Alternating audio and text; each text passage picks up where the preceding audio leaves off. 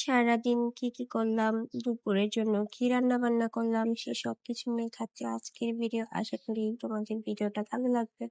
আসসালামু আলাইকুম এভরিওয়ান, কেমন আছো? আই হোপ সবাই অনেক বেশি ভালো আছো। তো এই তো সকালবেলা উঠে বরাবরের মতো ফার্স্টে ঘরটা গুছিয়ে নিলাম, বিছানার চাদরটাও চেঞ্জ করে নিলাম।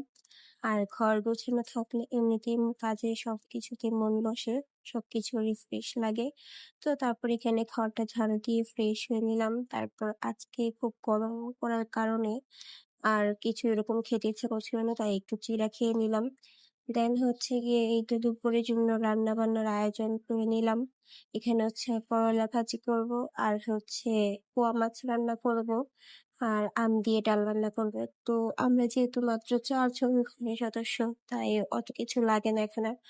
তো এই তো এখানে ভাজিটা রান্না করা বসিয়ে দিয়েছি, আর এখানে পোয়া মাছটা আলু দিয়ে সুন্দর করে মাখিয়ে দিয়েছে। আর এই তো ভাজিটাও রান্না করা শেষ। আমার রান্না বান্না করতে খারাপ লাগে না, ভালোই লাগে। তো এই তো এখানে আম দিয়ে ডাল রান্না করেছি, কারণ কোনো কিছুই খেতে ইচ্ছে করে না, কোনো কিছুই মুখে ভালো লাগে না। তো তারপর আমি ফ্রেশ ট্রেশ হয়ে নিলাম, গোসল করে নিলাম।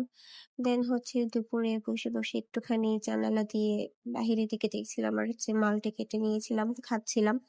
তো এই তো তারপর দুপুরের খাওয়া দাওয়াটাও শেষ করে নিলাম। আর আমার পেজের আরো সুন্দর সুন্দর ভিডিওগুলো তাড়াতাড়ি পেতে তোমরা অবশ্যই আমার পেজটাকে ফলো করে দিবে। অ্যান্ড কে কোথা থেকে ভিডিওটা দেখছো অবশ্যই কমেন্টসে জানাবে। দেন এই তো এখানে আমি একটা আইসক্রিম খাচ্ছিলাম, আর যেহেতু ঠান্ডা স্টিল লেগেই আছে, তো ওইরকম ভাবে খাওয়া হয় না। তো এই দেখো এখানে গিয়ে আমি একটু কাঁঠাল গাছে ভিডিও করছিলাম। মাশাআল্লাহ, কাঁঠালগুলো বড় হয়ে যাচ্ছে, খুব সুন হয়তো বা পেকে যাবে।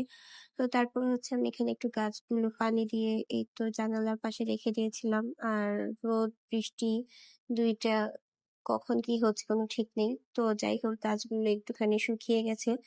দেন আমি এখানে রাতের বেলা একটু ডাবের পানি খাচ্ছিলাম, আর এই তো রাতে মেয়েকে বাসায় চলে আসছিল। তো এই ছিল আজকে সারাদিনের ভিডিও। তোমাদের কাছে কেমন লেগেছে অবশ্যই কমেন্টে জানাবে।